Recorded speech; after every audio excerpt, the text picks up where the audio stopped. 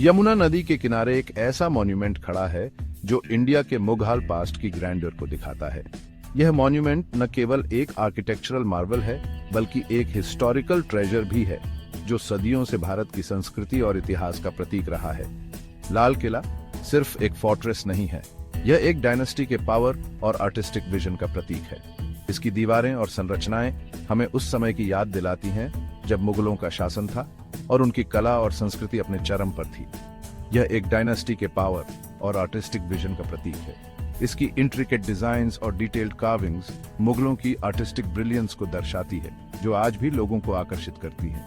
इसकी ऊंची लाल sandstone walls ने सदियों का इतिहास देखा है, मुगल एम्परर्स से लेकर ब्रिटिश रूल और इंडियाज इंडिपेंडेंस तक। इन दीवारों ने कई महत्वपूर्ण घटनाओं को देखा है जो भारत के इतिहास को आकार देने में महत्वपूर्ण रही हैं, मुगल एम्परर्स से लेकर ब्रिटिश रूल और इंडियाज इंडिपेंडेंस तक। यह किला उन सभी घटनाओं का मूक गवाह रहा है जिन्होंने भारत को आज का भारत बनाया है। इस किले का नाम लाल किला इसके कंस्ट्रक्शन में इस्तेमाल हुए वाइब्रेंट रेड सैंडस्टोन से आया है।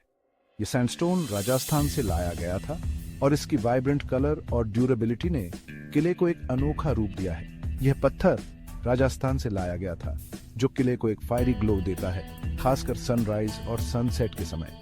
जब सूरज की किरणें इस पर पड़ती हैं तो यह किला एक अद्वितीय चमक से भर जाता है जो इसे और भी मैग्निफिसेंट बनाता है। सिर्फ एक मिलिट्री स्ट्रॉन्गहोल्ड से ज्यादा लाल किला एक पैलेस सिटी के रूप में डिजाइन किया गया था। इसमें कई महल, हॉल और बाग थे जो मुगलों की लग्जूरियस लाइफस्टाइल और उनकी आर्किटेक्चरल प्रोवेस को दर्शाते थे। इसमें रॉयल फैमिली, इंपीरियल कोर्ट और मुगल पावर की सभी चीजें रहती थी। यहाँ के हर कमरे और हॉल में मुगलों की शान और शौकत की झलक मिलती है जो आज भी विजिटर्स को मुग्ध कर देती है। आज लाल किला एक यूनेस्को वर्ल्ड हेरिटेज साइट है और इंडिया का एक पावरफुल सिंबल है। यह किला न केवल भारत के इतिहास का प्रतीक है बल्कि यह देश की सांस्कृतिक धरोहर का भी एक महत्वपूर्ण हिस्सा है। हर साल इंडिपेंडेंस डे पर यहाँ इंडियन फ्लैग फहराया जाता है, एक ट्रेडिशन जो किले के नेशंस आइडेंटिटी से कनेक्शन को दर्शाता है। यह समारोह न केवल भारत की स्वतंत्रता का जश्न मनाता है बल्कि यह भी याद दिलाता है कि यह किला भारत की स्वतंत्रता संग्राम का एक महत्वपूर्ण हिस्सा रहा है। एक ट्रेडिशन जो किले के नेशंस आइडेंटिटी से कनेक्शन को दर्शाता है। यह समारोह हर भारतीय के दिल में देशभक्ति की भावना को जागृत करता है और उन्हें अपने इतिहास पर गर्व करने का मौका देता है। लेकिन लाल किले की कहानी मॉडर्न इंडिया से बहुत पुरानी है। यह किला उन सभी घटनाओं का गवाह रहा है जिन्होंने भारत के इतिहास को आकार दिया है और यह आज भी उन घटनाओं की याद दिलाता है। ये एम्परर्स और एम्पायर्स की बैटल्स और बिट्रेयल्स की और अंततः आर्ट और आर्किटेक्चर की इंड्यूरिंग पावर की कहानी है। यह किला हमें याद दिलाता है कि कैसे मुगलों ने अपनी कला और संस्कृति के माध्यम से भारत को समृद्ध किया और कैसे यह किला आज भी उनकी विरासत को संजोए हुए है। लाल किला मुगल एम्परर शाह जहान का ब्रेन चाइल्ड था, एक ऐसा रूलर जो अपने आर्किटेक्चरल टेस्ट के लिए फेमस था। 1638 में आगरा से एक डेकेड से ज्यादा रूल करने के बाद शाहजहां ने अपना कैपिटल दिल्ली शिफ्ट करने का डिसाइड किया। उसने एक नए सिटी शाहजहानाबाद का विजन देखा जिसके हार्ट में लाल किला होगा। शाहजहां आर्ट्स का एक डिमांडिंग पेट्रन था और उसने अपनी एम्बिशन किले के डिजाइन में झोंक दी। उसने पर्शिया और सेंट्रल एशिया के ग्रेट पैलेसेस से इंस्पिरेशन ली, उनकी एलिगेंस को मुगल लव ऑफ सिमेट्री और गार्डन्स के साथ ब्लेंड किया। नतीजा आर्किटेक्चरल स्टाइल्स का फ्यूजन था जो मुगल एम्पायर के मल्टीकल्चरल नेचर का प्रमाण था। एम्परर ने अपने विजन को पूरा करने में कोई कसर नहीं छोड़ी। हजारों लेबरर्स, आर्टिजन्स और क्राफ्ट्समैन को काम पर लगाया गया जिनकी स्किल्स जनरेशन से होनड थी। प्रेशियस मटेरियल्स जैसे मार्बल जिसमें प्रेशियस स्टोन्स जड़े होते थे एम्पायर के हर कॉर्नर से लाए गए। लाल किले का कंस्ट्रक्शन सिर्फ एक आर्किटेक्चरल एंडेवर नहीं था, यह इंपीरियल माइट का स्टेटमेंट था। लाल किले जैसा ग्रैंड कॉम्प्लेक्स बनाना एक मॉन्यूमेंटल अंडरटेकिंग था। यह सिर्फ एक इमारत नहीं थी बल्कि एक इंटायर सिटी का निर्माण था जो मुगल एम्पायर की शक्ति और समृद्धि को दर्शाता था। किले को कंप्लीट होने में एक डेकेड से ज्यादा 1638 से 1648 तक लगा। इस दौरान हजारों लेबरर्स और आर्टिजन्स ने दिन रात मेहनत की ताकि इस आर्किटेक्चरल मार्वल को साकार किया जा सके। इस प्रोजेक्ट में यमुना रिवर का कोर्स डाइवर्ट करना भी शामिल था जो उस समय की एक बड़ी इंजीनियरिंग चैलेंज थी। यह डिवर्जन न केवल किले की सुरक्षा के लिए महत्वपूर्ण था बल्कि इसके निर्माण के लिए भी आवश्यक था इंजीनियरिंग का एक ऐसा फीट जो मुगल्स के एनवायरनमेंट पर मास्टरी को दिखाता है। इसने यह भी साबित किया कि मुगल्स न केवल युद्ध में माहिर थे बल्कि वे नेचर को भी अपने अनुसार ढाल सकते थे। स्किल्ड आर्टिजन्स जो अपनी क्राफ्ट्समैनशिप के लिए फेमस थे एम्पायर के हर कॉर्नर से लाए गए। इन आर्टिजन्स ने अपनी कला और कौशल से किले को एक अद्वितीय रूप दिया। राजस्थान के स्टोन कार्वर्स ने बड़ी मेटिकुलसली से रेड सैंडस्टोन ब्लॉक्स को शेप दिया जो किले की दीवारों और स्तंभों को एक मजबूत और सुंदर आधार प्रदान करते थे, जबकि पर्शिया के कैलीग्राफर्स ने वॉल्स को कुरान की इंट्रिकेट वर्सेस से सजाया। इन वर्सेस ने किले को एक स्पिरिचुअल और आर्टिस्टिक डेप्थ दी जो आज भी विजिटर्स को मंत्रमुग्ध कर देती है। हवा में एक्टिविटी गूंज रही थी क्योंकि लेबरर्स मटेरियल्स ढो रहे थे और हर तरफ एक ऑर्गेनाइज्ड केओस का माहौल था।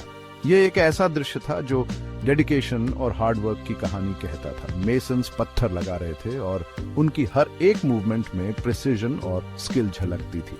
वे जानते थे कि उनका काम इतिहास में दर्ज होने वाला है और आर्टिस्ट्स अपने एम्बेलिशमेंट्स ऐड कर रहे थे जो किले को एक रॉयल और मैजेस्टिक लुक दे रहे थे। उनकी कला ने किले को एक जीवंत और रंगीन रूप दिया। किले की वॉल्स जो कई जगहों पर 75 फीट से ज्यादा ऊंची थी, ब्यूटीफुल और इम्प्रेग्नेबल दोनों तरह से डिजाइन की गई थी। इन दीवारों ने किले को न केवल एक फॉर्मिडेबल डिफेंस स्ट्रक्चर बनाया बल्कि एक आर्किटेक्चरल वंडर भी। वे एक मोट से घिरी हुई थीं जिसमें यमुना का पानी भरा होता था जो डिफेंस का एक और लेयर ऐड करता था। यह मोट किले की सुरक्षा को और भी मजबूत बनाता था। यह मोट न केवल एक फिजिकल बैरियर था बल्कि एक साइकोलॉजिकल डिटरेंट भी था जो दुश्मनों को किले के करीब आने से रोकता था। इन वॉल्स के भीतर एक city with in a city shape लेने लगा जिसमें पैलेसेस, मॉस्क्स, गार्डन्स और एक बस्टलिंग मार्केट प्लेस भी था। यह एक सेल्फ सफिशिएंट कम्युनिटी थी जो मुगल एम्पायर की ग्रैंडर को दर्शाती थी। लाल किला सिर्फ एक फोर्ट्रेस नहीं था, यह मुगल एम्पायर का एक माइक्रोकॉस्म था। इसमें हर वो एलिमेंट था जो एक थ्राइविंग सिविलाइजेशन को दर्शाता है और यह आज भी एक सिंबल है मुगल आर्किटेक्चर और कल्चर का। लाल किले को सिक्योरिटी को ध्यान में रखकर डिजाइन किया गया था और इसके इंपोजिंग गेट्स डिफेंस की फर्स्ट लाइन थे। 2 मेन गेट्स, लाहौरी गेट और डेली गेट, अंदर के सिटी तक एक्सेस देते थे। हर गेट मुगल आर्किटेक्चर का एक मास्टरपीस था जिसे इंप्रेस और इंटिमिडेट करने के लिए डिजाइन किया गया था। लाहौरी गेट जो वेस्ट में लाहौर की तरफ फेस करता है, दोनों में सबसे ग्रैंड था। इसी गेट से होकर एम्परर्स अपने ग्रैंड एंट्रेंसेस करते थे, बैटल से विक्टोरियस होकर लौटते थे या इंपॉर्टेंट फेस्टिवल्स सेलिब्रेट करते थे। सोने और चांदी से सजे हाथी म्यूजिशियंस और डांसिंग गर्ल्स के साथ गेट से परेड करते थे। दिल्ली गेट जो साउथ में दिल्ली सिटी की तरफ फेस करता है, कोर्टियर्स, ऑफिशियल्स और कॉमन पीपल के लिए मेन एंट्रेंस था। दोनों गेट्स हेवीली फोर्टिफाइड थे जिनमें मैसिव वुडन डोर्स थे जो आयरन स्पाइक्स से रीइंफोर्स्ड थे और दिन रात सोल्जर्स द्वारा गार्डेड थे। इन गेट्स से गुजरना एक सिंबॉलिक एक्ट था, सिटी की बसल से मुगल पावर के हार्ट में एक ट्रांजिशन। लाहौरी गेट के आगे एक वास्ट ओपन स्पेस था जो इतिहास के पन्नों में एक महत्वपूर्ण स्थान रखता है। यह वह जगह थी जहां राजा और आम जनता एक दूसरे से मिलते थे, जिसे छठा चौक के नाम से जाना जाता था। यह बाजार मुगल एरा में एक बस्टलिंग मार्केट प्लेस था जहां हर दिन व्यापारियों और ग्राहकों की भीड़ लगी रहती थी। यहाँ पर हर तरह के सामान मिलते थे जैसे कि कपड़े, गहने, मसाले और अन्य रोजमर्रा की चीजें। ये बाजार न केवल व्यापार का केंद्र था बल्कि सामाजिक और सांस्कृतिक गतिविधियों का भी केंद्र था।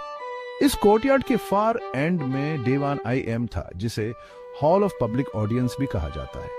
यह वह जगह थी जहां राजा अपने दरबार में जनता से मिलते थे। यह इंप्रेसिव स्ट्रक्चर वह जगह थी जहां एम्परर कोर्ट होल्ड करता था, जस्टिस देता था और पिटिशंस रिसीव करता था। यहाँ पर राजा अपने राज्य के महत्वपूर्ण मामलों पर चर्चा करते थे और न्याय प्रदान करते थे और स्टेट बिजनेस कंडक्ट करता था। यहाँ पर राजा अपने मंत्रियों और अधिकारियों के साथ राज्य के महत्वपूर्ण निर्णय लेते थे। डायवन IAM को ओवेव और इंस्पायर करने के लिए डिजाइन किया गया था। इसकी भव्यता और सुंदरता हर किसी को मंत्रमुग्ध कर देती थी। इसमें एक रेज्ड प्लेटफॉर्म था जो एक मैजेस्टिक कैनोपी से शेडेड था जहां एम्परर का थ्रोन रखा जाता था। यह थ्रोन राजा की शक्ति और प्रतिष्ठा का प्रतीक था। जहां एम्परर का थ्रोन रखा जाता था, यह थ्रोन न केवल राजा की शक्ति का प्रतीक था बल्कि उसकी न्यायप्रियता और प्रजा के प्रति उसकी जिम्मेदारी का भी प्रतीक था। वॉल्स इंट्रिकेट पियत्राडूरा वर्क से सजी थी, जो मुगल कला का एक उत्कृष्ट उदाहरण है। ये कला मार्बल में जड़े सेमी प्रीशियस स्टोन्स से बनाई जाती थी। मार्बल में जड़े सेमी प्रीशियस स्टोन्स जो फ्लोरल डिजाइन्स और नेचर के सीन्स डिपिक्ट करते थे। ये कला न केवल सुंदरता का प्रतीक थी, बल्कि मुगल कला और संस्कृति की गहराई को भी दर्शाती थी, जो फ्लोरल डिजाइन्स और नेचर के सीन्स डिपिक्ट करते थे।